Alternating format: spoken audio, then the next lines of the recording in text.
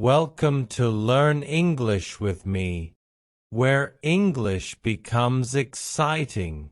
Today we start the thrilling journey of one of history's most controversial figures, Adolf Hitler. Love him or hate him, his story is filled with dreams, failures, ambition, and power. From a small boy with big dreams to a man who changed the world forever. This is the story of Adolf Hitler like you've never heard before. Are you ready? Grab your headphones, sit back, and let's dive into this incredible tale that will improve your English and keep you hooked till the end. It all started on April 20th, 1889, in a small town called Braunau am Inn in Austria. A baby boy was born to Alois and Clara Hitler. They named him Adolf. No one knew this little boy would grow up to shake the world. As a child, Adolf wasn't special. He loved playing outside, drawing pictures, and imagining a big future. But life wasn't perfect. His father, Alois, was very strict. Alois wanted Adolf to study hard and get a government job, just like him. But Adolf had a different dream. "I want to be an artist," he would tell his mother. Clara, his mother, loved him deeply and supported his dream, but she couldn't change Alois's mind. Adolf's childhood was full of fights with his father. His father would shout, "Art is not a real job," and Adolf would stay quiet, hiding his tears. When he was 13 years old, his father died suddenly. Some people thought Adolf would feel free, but losing his father left a hole in his heart. Adolf started skipping school. He was once a good student, but now he didn't care. Teachers would say, "Adolf is smart, but he is lazy." All he wanted to do was draw. After finishing school, Adolf packed his bags and moved to Vienna, the capital of Austria. He was so excited. "Vienna is the city of art. I will become a famous painter here," he thought. He applied to the Academy of Fine Arts, a big art school. But when the results came, his heart broke. He didn't get in. The school told him, "Your work is not good enough." Adolf felt humiliated. "I'll try again," he said. But the next year, the school rejected him again. He was devastated. Without school or a job, Adolf's life became hard. He lived in tiny, dirty rooms and sometimes slept on the streets. He painted postcards and sold them to tourists for a little money. "Why is life so unfair?" he often thought. During this time, Adolf's mother passed away. He was alone and angry.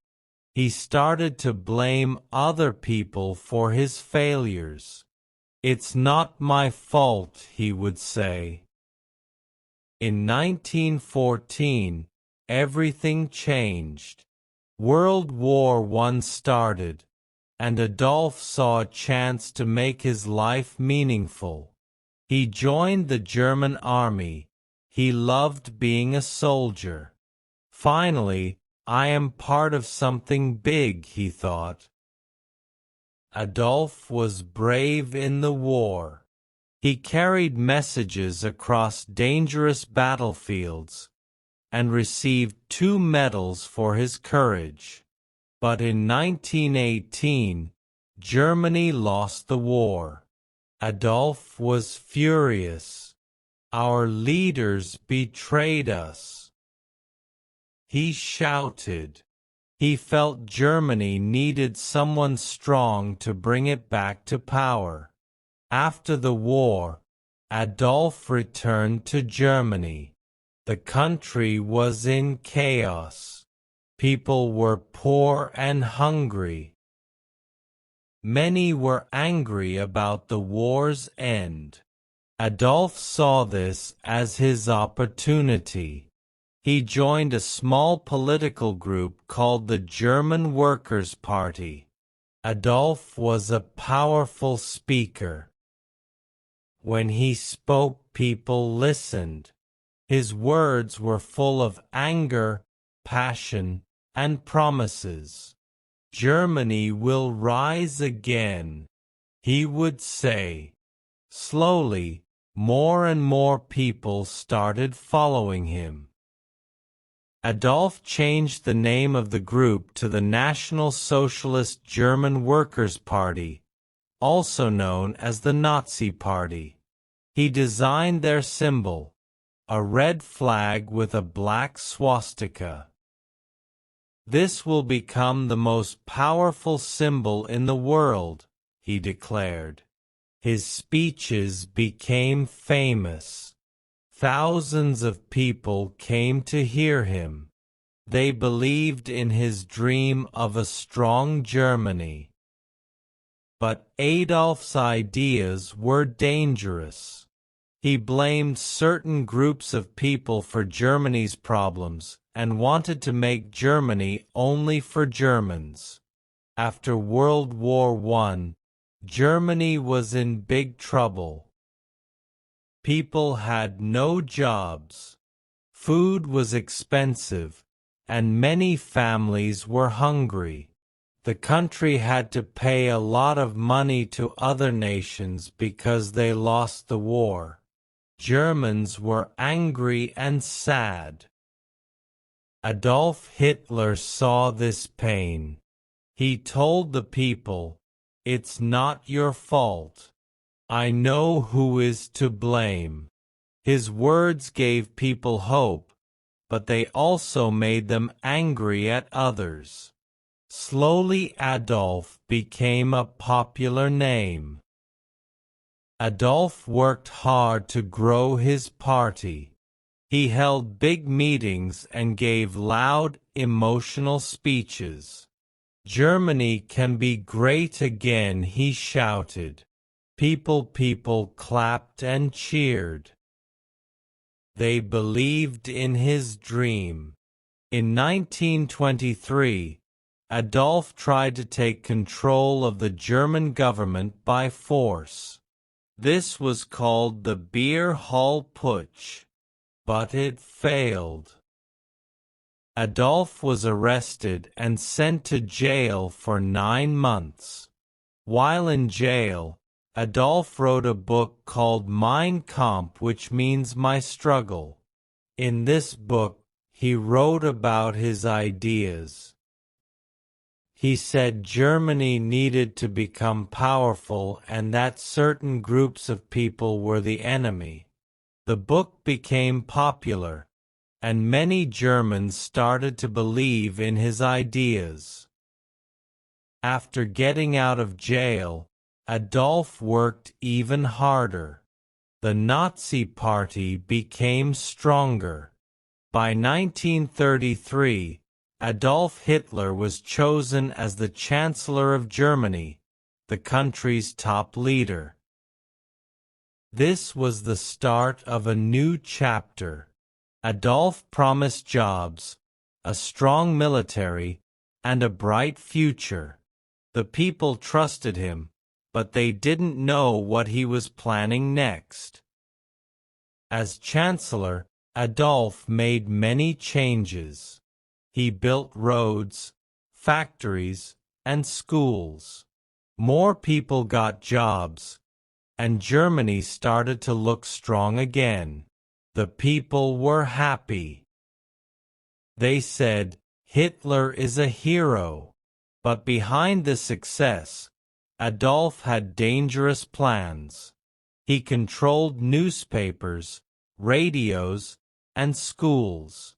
People were told, "You can only believe in Adolf Hitler." Those who didn't agree with him were punished or sent to prison. Adolf created a strong army called the SS and a group of young boys called the Hitler Youth. They trained to fight and spread Nazi ideas. Everywhere in Germany, people saw the swastika flag. It became the symbol of Adolf's power. Adolf's speeches became even more powerful. He would say, "Germany is the best.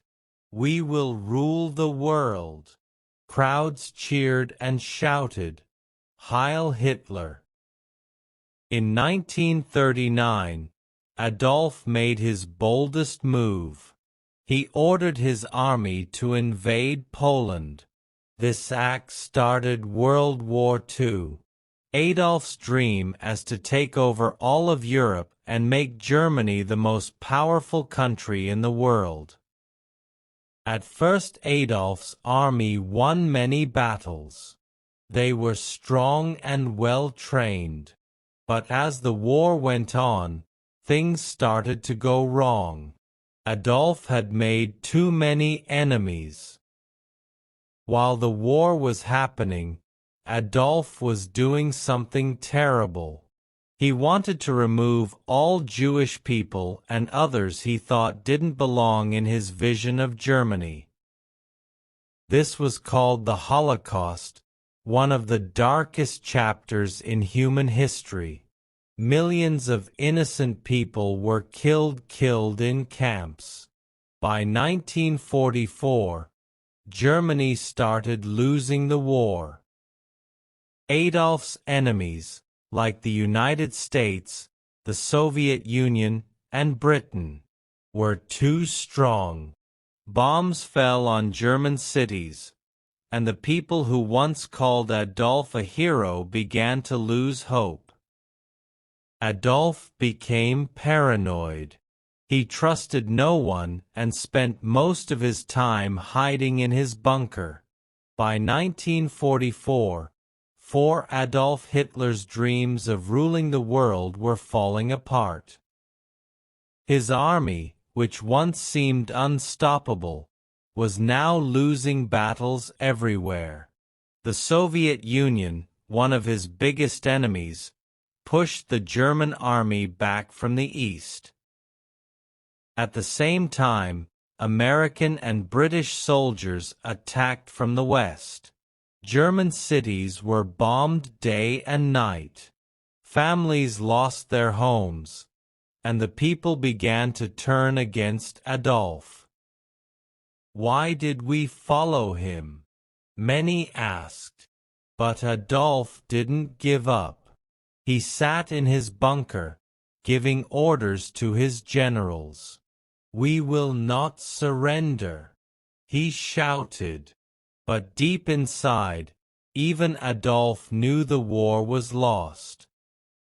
In early 1945, Adolf stayed in a bunker deep underground in Berlin.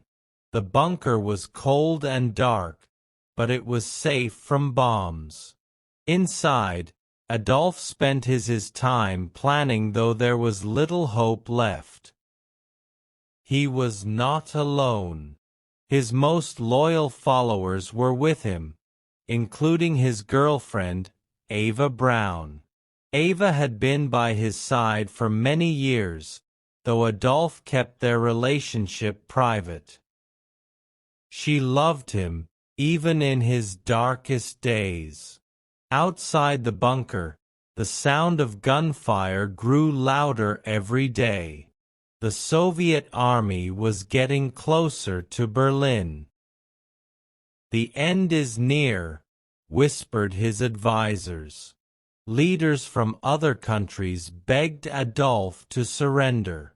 "Save the people of Germany," they said. But Adolf refused. He believed surrender was a sign of weakness. If Germany loses, it is because the people were not strong enough, he said coldly. By April 1945, Berlin was surrounded. The Soviet army attacked the city from all sides. Buildings collapsed, fires burned, and people ran for their lives. On April 29, 1945, Adolf made a surprising decision. He married Eva Braun in the bunker. It was a simple ceremony with just a few people. "You've always been by my side, Eva," Adolf said. Eva smiled, even though she knew this was not a happy moment.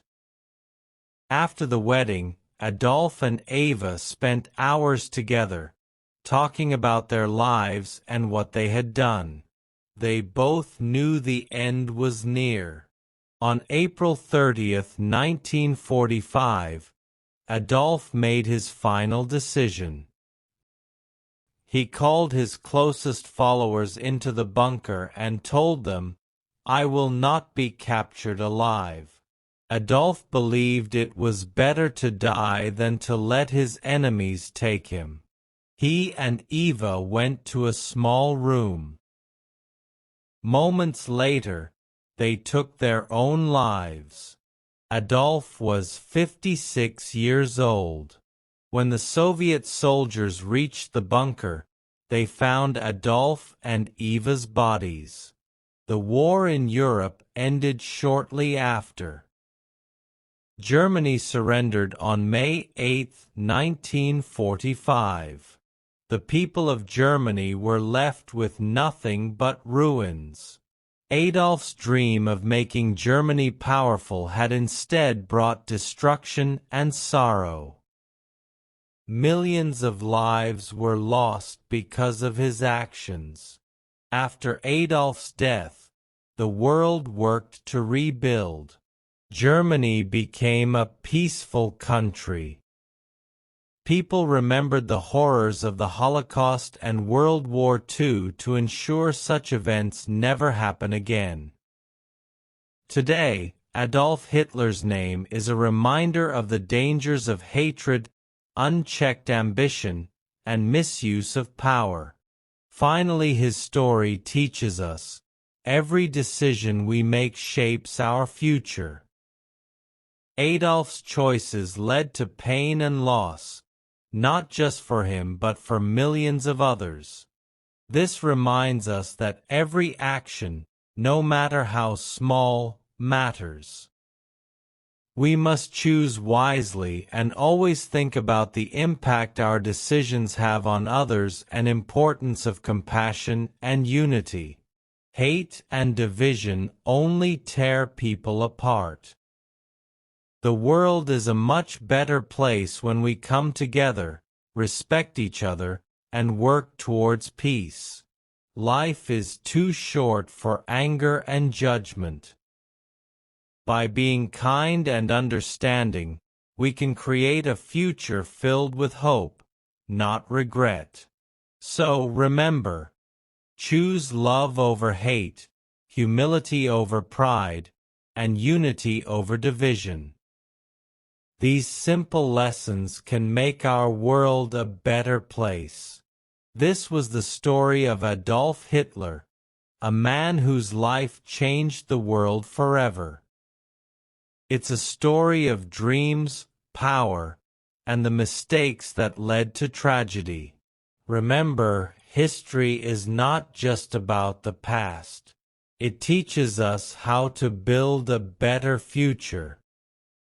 Thank you for listening, and don't forget to like, share, and subscribe to Learn English with me for more exciting stories.